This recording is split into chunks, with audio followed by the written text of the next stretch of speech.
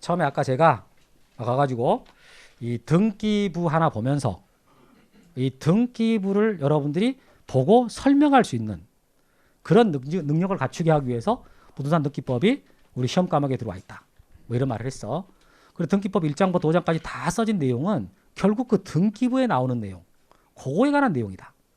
이러면서 제가 목차를 뭐 쭉 한번 말했단 말이에요. 실제 이제 내용에서는 자, 1장 등기할 사항 이거부터 했었는데 등기할 사항이라는 것은 등기부에다가 기록할 사항이야. 등기부라는 게 표제부, 갑구, 을구로 돼 있으니까 그 표제부에 기록할 사항, 갑구에 기록할 사항 이 내용이란 말이에요. 그럼 표제부에 기록할 사항은 부동산이거든. 부동산은 토지와 건물이 있는데 어떤 토지가 등기되냐, 어떤 건물이 등기되냐. 토지는 바다 빼고 다 됩니다.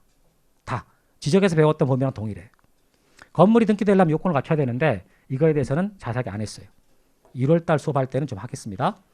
그 다음에 권리로 넘어가가지고 권리는 이제 갑구와 을구 쪽에 기록되는 건데 그게 물권과 채권이 있어요. 근데 주로 물권이 등기가 되는 거야. 채권은 원래는 안 되지만 일부 되는 게 있지. 근데 물권 중에 유치권하고 점유권 등기 안 되고요. 채권 중에 되는 것은 임차권하고 환매권 정도예요. 이렇게.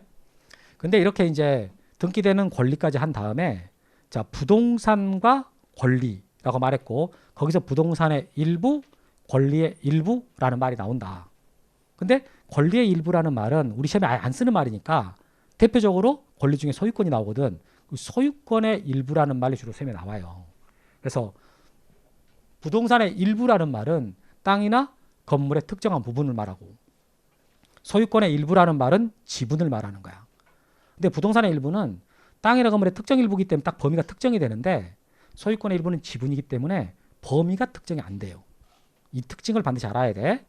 그리고 이제 여기에 용의권, 빌려주는 용의권이 되냐라고 했을 때 부동산의 일부에다가는 돼요. 분할 안 하고도 당연히 할 수 있는 거야. 근데 이 소유권의 일부인 지분에다가는 못하지. 안 되고. 그 다음에 소유권을 이전할 수 있느냐, 저당권 설정할 수 있느냐와 관련돼 가지고 이게 부동산의 일부에다가는 못해요. 하고 싶어 죽겠잖아? 그럼 일단 분할을 한 다음에 그 다음에 할 수는 있어도 일필지인 상태에서는 소유권 이전이나 저당권을 못하는 거예요. 지분은 지분에 대해서는 이전도 되고 저당권 설정도 됩니다. 이렇게 박스 아까 OX, OX 나오는 거 정말 중요하다. 1교시 끝났어. 그럼 2교시. 2교시에서는 이게 이제 권리 변동에 대해서 봤는데 권리가 발생하거나 변경하거나 소멸하는 것을 권리 변동이라 그래요. 그럼 무슨 등기라면 권리가 발생하고 변경하고 소멸하냐와 관련돼 가지고 보존 등기를 봤는데 보존 등기는 미등기 부동산에 대해서 하는 최초의 등기입니다. 이거 할 때 등기 기록이 등기부가 만들어져요. 그런데 이걸 했다 그래가지고 새롭게 소유권이 생기는 게 아니고 이미 발생한 소유권을 공시하는 등기입니다. 이렇게. 그 다음에 이제 설정인데 이건 계약으로 권리 만든다는 뜻이거든. 설정 계약이라는 말로 나타납니다. 그러면 전세권 설정 계약, 저당권 설정 계약 이렇게 표현하게 되는데 그때 그 계약 당사자를 무슨 권 설정자, 무슨 권자 이렇게 말을 해요. 그럼 저당권 예를 들었을 때 저당권 설정자, 저당권자가 있는데 저당권을 설정한 사람, 즉 저당권 만들어준 사람 이게 건물주하고 땅 주인이에요.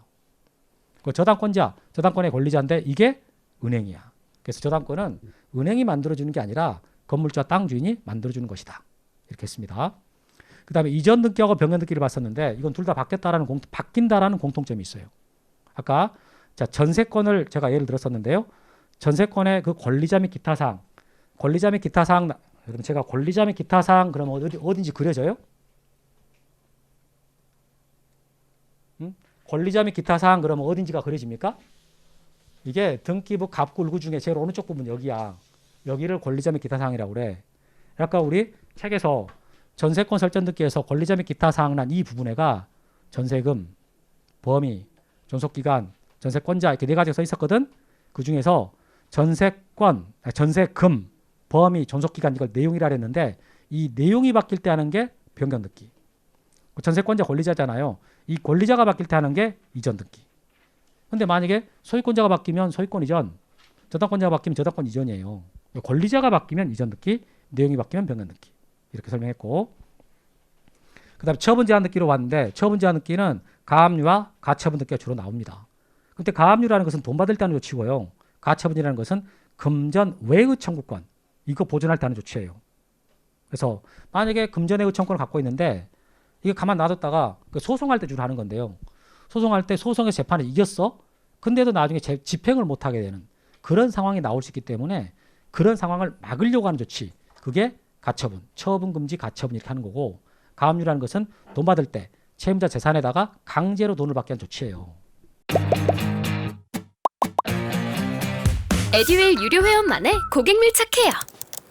아 뭐였지 이거? 어떡하지? 자, 제가 도와드릴게요. 누구세요? 저 애들 학습 매니저인데요. 이거 좀. 네. 자, 일로 오세요. 자, 언제든 필요하시면 연락 주세요. 언제든지요? 언제든지. 감사합니다. 밀착 케어 받아가며 합격하는 혜택. 오직 에듀윌 유료 회원에게만. 에듀윌. 아들, 엄마 그런 거 아니야. 공부하시죠. 네.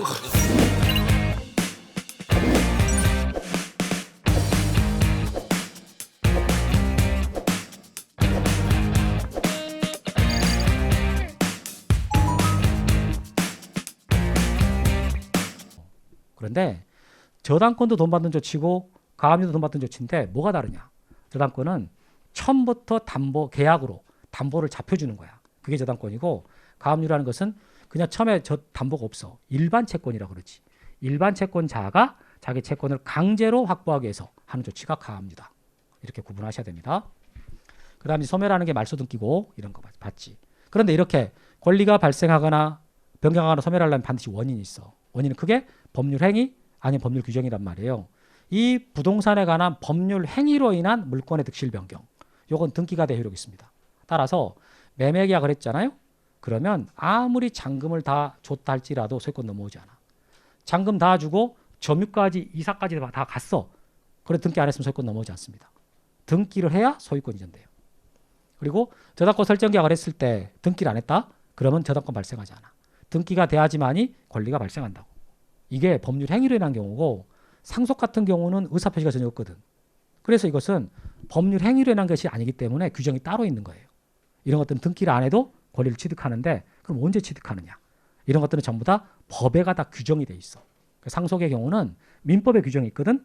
상속 개시인이 사망할 때 그때 권리 취득한다. 이렇게 되는 거예요. 됐고 이제 2교시 끝났죠. 아니지. 조금 더 했지. 2장 등기부 가가지고 등기부하고 등기 기록의 개념을 말했었는데 등기부하고 등기 기록은 같다고 봐도 크게 문제 안 된다. 한 필의 토지 또는 한 개의 건물에 관한 등기 정보 자료. 이걸 등기 기록이라고 돼 있지만 그냥 등기부라고 해석해도 크게 문제 안 된다. 종류는 토지 등기부와 건물 등기부 두 가지가 있어요. 우리나라는 토지와 건물을 완전히 다르게 보거든.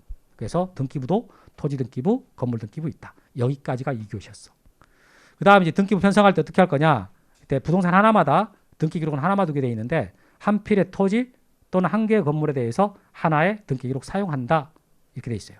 그런데 한동 건물을 구분한 건물에 있어서 아파트 같은 거 그때는 한동 건물에 속하는 전부에 대해서 하나의 등기 기록 사용한다. 이 규정이 있고 그때 하나의 등기 기록은 일동 건물에 대해서는 표제만을 두고 각 구분 건물마다 표제부, 갑굴구 둔다. 이렇게 두 개의 규정이 있단 말이에요. 두 개 규정. 그 두 개 규정을 구분 건물에 대해서 두 개 규정이 있는데 그걸 합치면 이 그림이 나온다. 이 그림이 이렇게.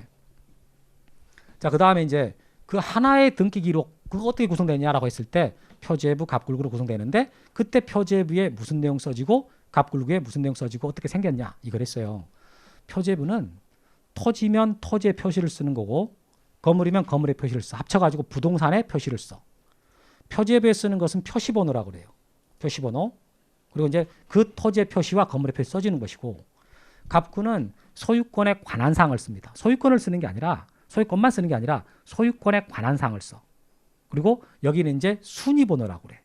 순위번호라고 그러고 등기 목적이라고 그러고 무슨 등기다 쓴 다음에 접수를 쓰는데 그 접수 날짜 밑에 제 몇 호라고 나온 거 있어요. 그걸 보고 접수번호라고 그래. 접수번호는 등기해주는 순서도 되지만은요 나중에 등기들의 순위를 정하는 기준도 된다. 이런 말 했고 나머지 됐고 울구는 소유권 외의 권리에 관한 사항을 쓰는 것인데 기본적인 구조는 갑부랑 똑같습니다. 똑같아. 근데 이제 우리가 등기부상에 기록되는 등기들을 보면 권리만 기록되는 게 아니라 가압류나 가처분처럼 권리가 아닌 것들도 기록될 때가 있어요. 그럼 그것들을 어디다가 쓰냐라고 했을 때 그게 소유권을 목적으로 한다? 그럼 갑구에 써지고 나머지 권리를 목적으로 한다? 그럼 울구에 써지거든. 권자 안 들어간 것들이 그런 특징이 있다. 라고 생각하면 되고. 자, 그 다음에 있는 게 이제 우리가 구분 건물에 관한 등기. 이걸 떼보면은 표제부가 2개 나온다라는 특징이 있다. 그래서 표제부, 이 먼저 표제부가 1동 건물의 표시, 1동 건물 표제부고요. 두 번째 표제부가 전유 부분 건물 표제부예요. 그럼 1동 건물 표제부는 말 그대로 그 101동이 어떻게 생겼냐고 쓰는 거야. 이게. 그래서 소재, 지번, 건물명 칭 및 번호. 그러니까 둔천동 473번지에 한솔 솔파크 101동이 있다. 그리고 그 101동이 어떻게 생겼냐라고 구조, 종류, 면적을 써주는 거예요. 그리고 그 밑에다가 이제 이게 아파트는 땅하고 사실 하나처럼 묶여 있거든요. 대지권이라는 권리가 만들어져 있다고.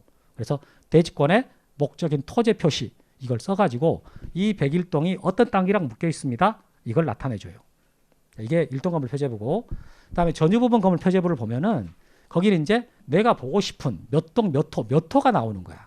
그러니까 5층 503호 이게 나오는 거지. 5층 503호. 거기에 면적 써지고.